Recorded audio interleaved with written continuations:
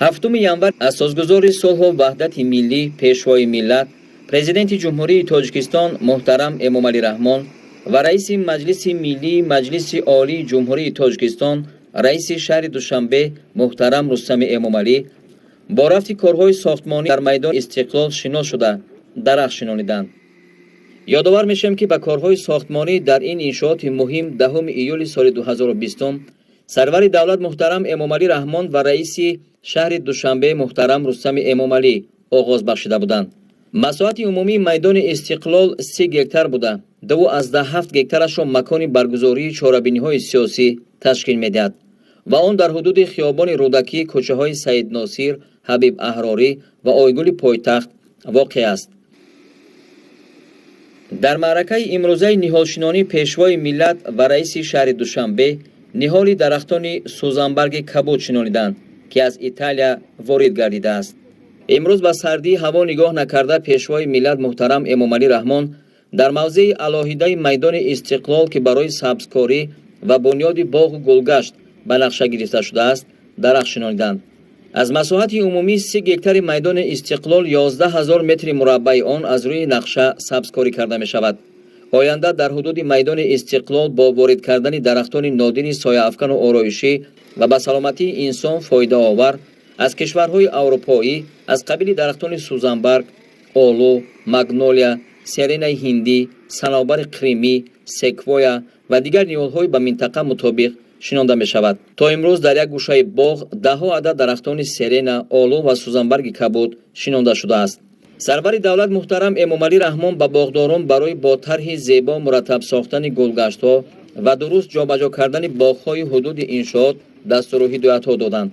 پرزیدنت مملکت همیشه مردم کشور را به کارهای آبادانی و سازندگی، سبز و خرمگردانی کوچه و محل، خیابان‌ها، منزل‌های زیست، بهداشت محیط اطراف، بنیاد مرکزهای فرهنگی و فراغتی، باغ‌های درختان میوه‌دهنده و سایه افکن که از عنعنه‌های نکوی اجدادانمان میباشد هدایت می‌نمایند. پیشوای معظم ملت محترم امامعلی رحمان با درک عنعنه‌های عبرتبخش نیاگان سرفراز ما از جمله زیبایی پرستی، پاکیزه منیشی و زحمت دوستی آنان پیوسته جهد و تلاش می‌نماید که مردم تاجیک امروز و آینده نیز رسالت پاک و عبرت آموز گذشتگان نامدار خود را ادامه دهند. نقش پرزیدنت مملکت در شکوفایی سرزمین توسط تأسیس، آبادانی و سرسبز گردانیدن گلگشت‌ها، باغ‌های فرهنگی و فراغتی و میوه‌دهنده کشور محبوبمان خیلی بزرگ است.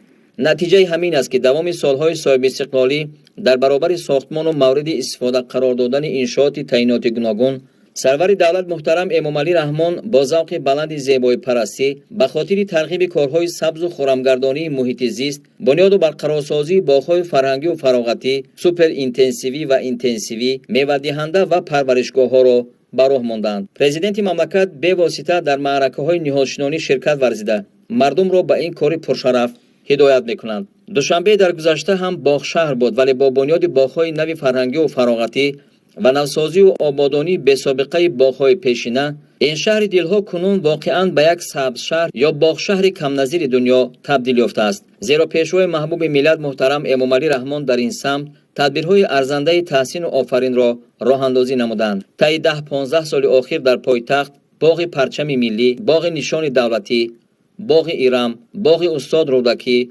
باغ نزد کتابخانه ملی، باغ قصر ملت، باغ‌های سامان، کروش کبیر، خیام، احمدی دانش، نوروزگاه، واسه، جوانان، کل دوشنبه، فردوسی، صدرالدین عینی، علیشیر نوایی، غلبه، باغ کودکان، اطراف مسجد مرکزی جامع شهر دوشنبه و انشاءات نوی دانشکده اسلامی تاجیکستان به نام امام اعظم و همه کوچه و خیابان‌های آن آباد و زیبا گردانده شده به موضع‌های سیر و گشت و شادی و دلخوشی خرد و بزرگ ساکنان و مهمانان دوشنبه شهر تبدیل یافتند. این همه اقدام و تشبس‌های عبرتبخش پیشوای ملت در راه نهالشنانی، پرورش باغ‌ها، گلپروری و در مجموع زیبایی پرستی آن کس به تربیت حسی زیبایی دوستی، آزادگی، پاکیزه منشی و وطنداری نسل‌های امروز و آینده تاجیکستان عزیز نقشی به اندازه می‌گذارد. اساساً نهال‌هایی که در این باغ شنونده میشن از خارج کشور دسترس کرده شده که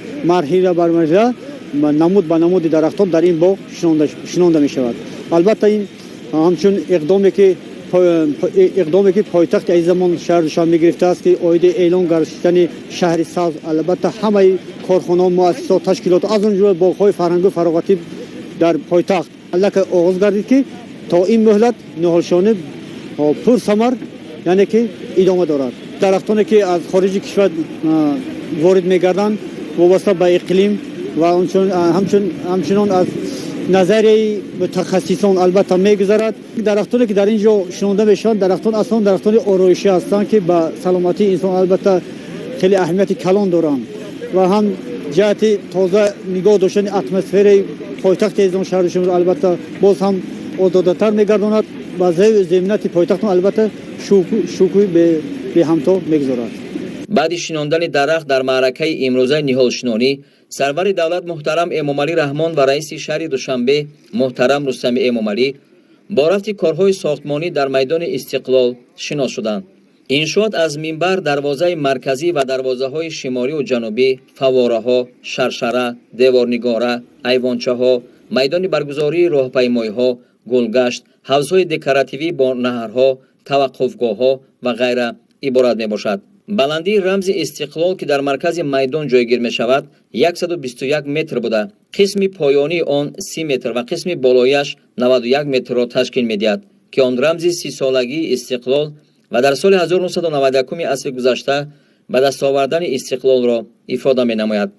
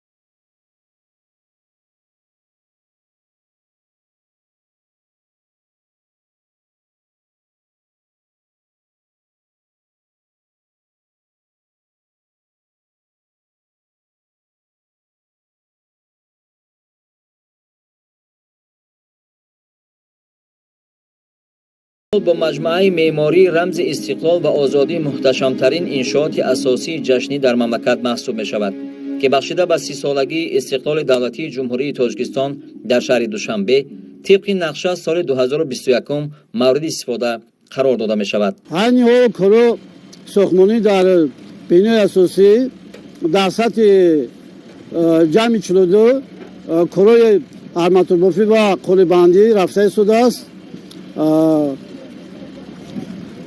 در عموم 205 نفر کارگر کار کرده هستند. کارهای ساختمانی موافق نقشه کاری عملی شده هستند. مسائل ساختمانی که به انشاء دسترس کرده می شود از تشخیص ضرورت گرفته می شود. بعد از تشخیص ضرورت گرفتن با ساختمان رو داده می شود. رفت ساختمان پدرشوی محلی کار کرده هستند. در ادامه روند سازندگی‌ها در شهر دوشنبه بنیاد میدان استقلال با مجموعه معماری رمز استقلال و آزادی از پیشرفت و شکوفایی و رشد و نموی مملکت شهادت می‌دهد. لایحه انگاروی میدان استقلال با مجموعه معماری رمز استقلال و آزادی در شهر دوشنبه از جانب گروه ایجادی سرریاست معماری و شهرسازی مقامات اجرایی حاکمیت دولتی شهر دوشنبه تحت رهبری رئیس شهر دوشنبه محترم رستم امامعلی تهیه گردیده است. این لایحه با برتری‌های افضلیت‌دار افاده کننده رمز دولتداری و تاریخ و تمدن عالمشمول ملت تاجیک میباشد. رفت بنیاد میدان استقلال بخشیده به 30 سالگی استقلال دولتی جمهوری تاجیکستان تحت نظارت دائمی پرزیدنت جمهوری تاجیکستان محترم امامعلی رحمان قرار دارد. از این رو پیشوای ملت محترم امامعلی رحمان ضمن شناسایی با جریان کارهای ساختمانی توجه رهبری مقامات اجرایی حاکمیت دولتی شهر دوشنبه را با صفتناکی و مهلت اجرای کارها، مسائل ساختمانی و وسعت بخشیدن دیگر تدبیرهای آبادانی وابسته به بنیاد آن جلب نمودند.